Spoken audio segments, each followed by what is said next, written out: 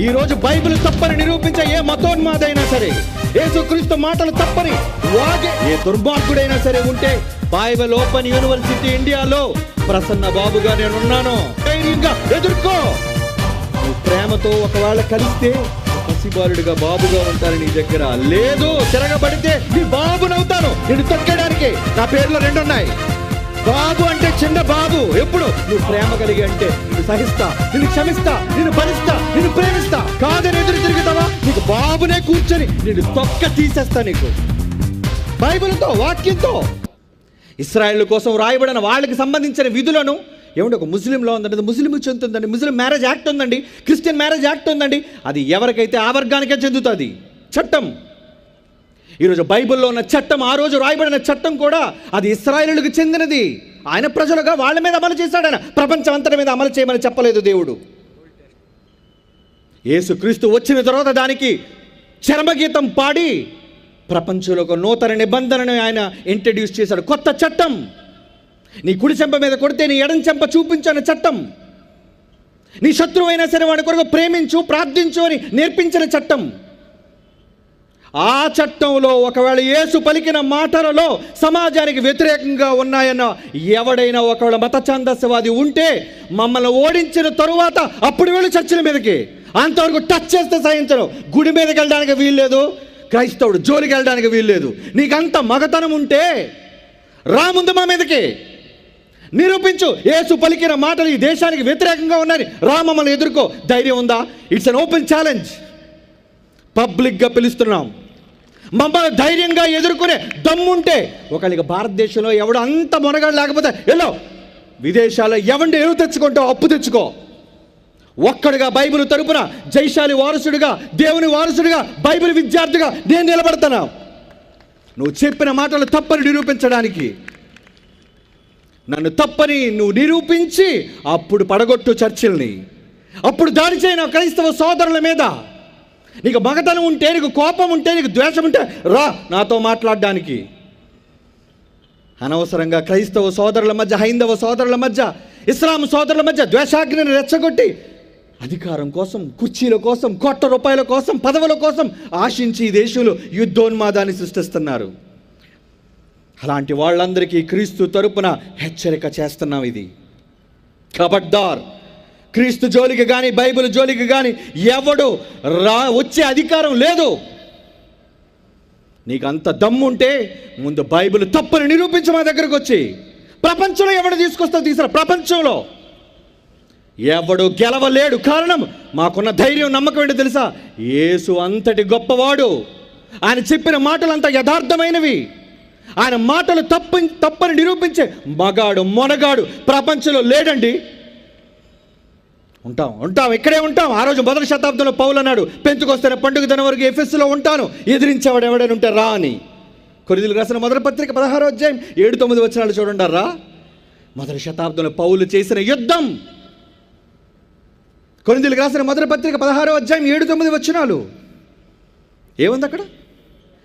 ప్రభు సెలవైతే మీ యొద్ద కొంతకాలం నిరీక్షించుచున్నాను, కార్యానుకూలమైన మంచి సమయం నాకు ప్రాప్తించి ఉన్నది. ఎదిరించు వాళ్ళు చాలా మంది ఉన్నారు. పెంతెకోస్తు వరకు ఎఫెసులో నిలిచి ఉంటాను. ఈరోజు బైబిల్ తప్పని నిరూపించే ఏ మతోన్మాదైనా సరే, యేసుక్రీస్తు మాటలు తప్పని వాగే ఏ దుర్మార్గుడైనా సరే ఉంటే, బైబిల్ ఓపెన్ యూనివర్సిటీ ఇండియాలో ప్రసన్న బాబుగా నేనున్నాను. ధైర్యంగా ఎదుర్కో. నువ్వు ప్రేమతో ఒకవేళ కలిస్తే ఒక పసిబాలుడిగా బాబుగా ఉంటాను నీ దగ్గర. లేదు, తిరగబడితే నీ బాబునవుతాను. నిన్ను తొక్కడానికి నా పేర్లో 2 ఉన్నాయి. బాబు అంటే చిన్న బాబు. ఎప్పుడు నువ్వు ప్రేమ కలిగి అంటే నిన్ను సహిస్తా, నిన్ను క్షమిస్తా, నిన్ను భరిస్తా, నిన్ను ప్రేమిస్తా. కాదని ఎదురు తిరుగుతావా, నీకు బాబునే కూర్చొని నిన్ను తొక్క తీసేస్తా. నీకు బైబిల్తో, వాక్యంతో. ఏం చేశారు క్రైస్తవులు నీకు? ఈ దేశంలో అన్నం పెట్టినందుక, హాస్పిటల్స్ కట్టించినందుక, హాస్టల్స్ నిర్మించినందుక, పేదవాళ్ళకి అన్నం పెట్టినందుక, పేదవాళ్ళకి వైద్యం చేసినందుక. ఏమండి, ఎందుకండి చంపారు? ఈరోజు ఒరిస్సాలోని ఎక్కడో ఆస్ట్రేలియా దేశంలో నుంచి తన దేశాన్ని, సంపన్న దేశాన్ని విడిచిపెట్టి ఒక పేద దేశమైన భారతదేశంలో, అది వెనకబడిన ప్రాంతమైన ఒరిస్సా రాష్ట్రంలోనికి వెళ్ళి తన 2 కుమారులతో అక్కడున్న గూడెం ప్రజలకు, వాసులకు వైద్యం చేస్తూ కుష్ఠరోగులు, నువ్వు ముట్టుకోలేవు, నీకు ఎలాగా చేత కాదు, ప్రేమ లేదు. క్రీస్తు నేర్పించిన బాటను నేర్పించడానికి అందరి దగ్గరికి వెళితే క్రూరంగా చంపింది కదండి ఈ భారత జాతి. ఏమి నేర్చుకుంటున్నారు చెప్పండి? ఎవరిది ధర్మం, ఎవరిది జ్ఞానం? ఈరోజు అన్యాయంగా, అనవసరంగా అక్రమాలు జరుగుతున్న ఈ దేశంలో క్రీస్తును గూర్చిన జ్ఞానాన్ని అడ్డగించేవాడు ఎవడైనా ఉంటే చర్చిలు బద్దలగొట్టడం చేసేది మగవాడి పని కాదు. నువ్వు ఆడంగివైతే చేస్తావా పని? మీరు నిజంగా ఒకవేళ మగసిరి కలిగిన వాళ్ళ, బైబిల్లో ఉంది మగసిరి అనే మాట హోషేయ 12:3లో. యాకోబు మగసిరి కలిగిన వాడుగా దేవుడితో పోరాడాడు. బైబిల్ కలిగిన ప్రతి వాడు ధైర్యంగా ఈరోజు సాహసోపేతంగా వాక్యాన్ని ప్రకటించాలి. ఎందుకంటే ఈ సమాజాన్ని మార్చేది బైబిల్ మాటలే కనుక. నీ ధర్మాలు కావు, నీ ధర్మాలు ప్రవేశపెట్టే కులాన్ని, నీ ధర్మాన్ని ప్రవేశపెట్టే మతాన్ని, నీ ధర్మాన్ని ప్రవేశపెట్టే ద్వేషాన్ని. కానీ నేను నమ్మిన మార్గం, నా యేసు నాకు నేర్పించింది ఏంటో తెలుసా? ప్రేమ, క్షమ, సహాయం, త్యాగం. అలాంటి క్రైస్తవ్యాన్ని దేశం నుంచి రూపుమాపాలి అనుకుంటున్నారు, తుడి చేయాలి అనుకుంటున్నారు. ఎందుకరా క్రైస్తవులను శత్రువులుగా చూస్తున్నారు? వద్దు, తప్పు చేస్తుంది ఈ దేశం. ఒకవేళ ఇటువంటి మతోన్మాదులను అంగీకరించే ఏ మతతత్వ పార్టీ అయినా తప్పు చేస్తుంది. ఈ దేశం సుభిక్షంగా ఉండాలి అంటే క్రైస్తవుడు ఉండాలి. క్రైస్తవుడు ఉంటేనే ఈ దేశం చల్లగా ఉంటుంది. దేవుని యొక్క ఆశీర్వాదం ఈ దేశం పైన ఉంటుంది. అలాంటిది క్రైస్తవుడిని చంపాలి అనుకుంటే, క్రైస్తవుడిని తగిలేయాలనుకుంటే నీ మనుగడ ఉండదయ్యా. ఈ మధ్యన తుడిచేశాడు పక్క రాష్ట్రాన్ని. ఆయన తలుచుకుంటే ఆయుధాలతో యుద్ధం చేయడానికి ఆయనకి ఎంతోసేపు పట్టదు. ఆయనే యుద్ధానికి దిగుతానంటున్నాడు. చూడండి ఒక్క మాట ముగించుకునే ముందు చూద్దాం బైబిల్లోని మంచి మాట. ఏమంటున్నాడు దేవుడు?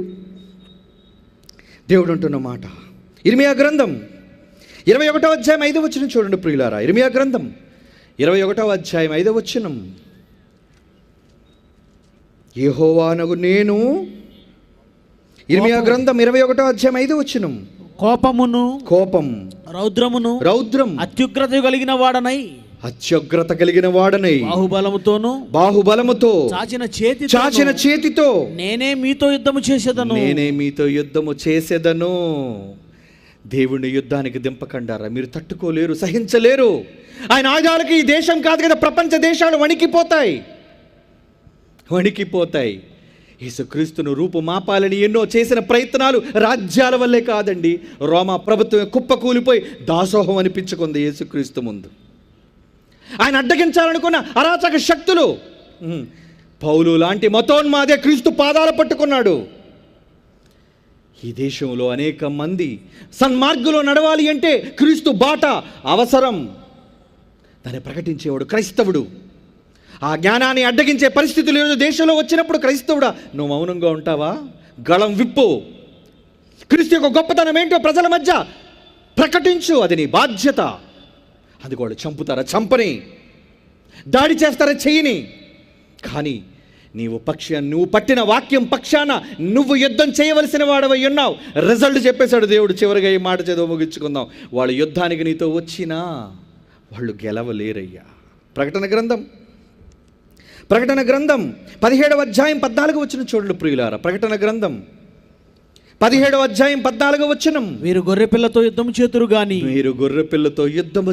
గాని గొర్రెపిల్ల ప్రభువులకు ప్రభువును, ఆ గొర్రెపిల్ల ప్రభువులకు ప్రభు, రాజులకు రాజు అయినందున తమతో కూడా ఉండిన వారు పిలువబడిన వారై ఏర్పరచబడిన వారమైన నమ్మకమైన వారై ఉన్నందున ఆయన రాజులను జయించును. గెలవలేవు. యేసుతో యుద్ధం చేసి నువ్వు గెలవలేవు. క్రైస్తవ్యాన్ని రూపమాపలేవు.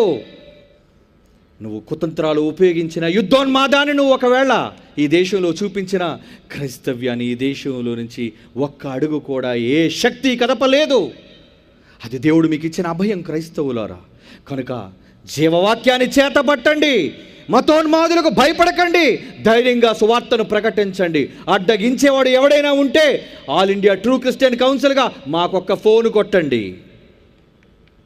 వాడిని ఎదిరించడానికి వాడి వాక్యంతో మట్టి కరిపించడానికి ఈ సవాలు స్వీకరించే మగవాడు ఉంటే మరలా చెప్పండి వాళ్ళకి, క్రైస్తవ్యాన్ని అణగదొక్కాలి అంటే ముందు బైబిల్ తప్పని, యేసు ప్రభు మాటలు తప్పని నిరూపించేవాడు ఎవడైనా ఉంటే ఓడించి అప్పుడు వెళ్ళమనండి గుడుల మీదకి, క్రైస్తవుల జోలికి. ఊరకనే ఎందుకు అనవసరంగా క్రైస్తవులు హింసించడం? నువ్వు మమ్మల్ని ఓడించగలిగితే మేమే పోతాం. వెళ్ళిపోతాం అనుకుంటున్నారా? బైబిల్కి ఎదురు లేదర్రా, బైబిల్లో ఓటమి లేదర్రా. అది మీకు ఉండవలసిన నమ్మకం, అది బైబిల్ మీద మీరు సాధించవలసిన పట్టు. మనం ఈ దేశంలో క్రీస్తు వాక్యాన్ని ప్రకటించే వారముగా ఉన్నాం. యేసు క్రీస్తు తరపున యుద్ధం చేసే వీర సైనికులుగా మీరందరూ ఉన్నారు. క్రైస్తవ సోదరులారా, భయపడకండి. దేవుడు మీ పక్షాన యుద్ధం చేస్తాడు. కానీ మీ నోటి వెంబడి వచ్చే వాక్యంతో వీళ్లతో యుద్ధం చేయవలసిన బాధ్యత మీది. క్రీస్తుకు గెలుపును ప్రకటించవలసిన బాధ్యత మీది.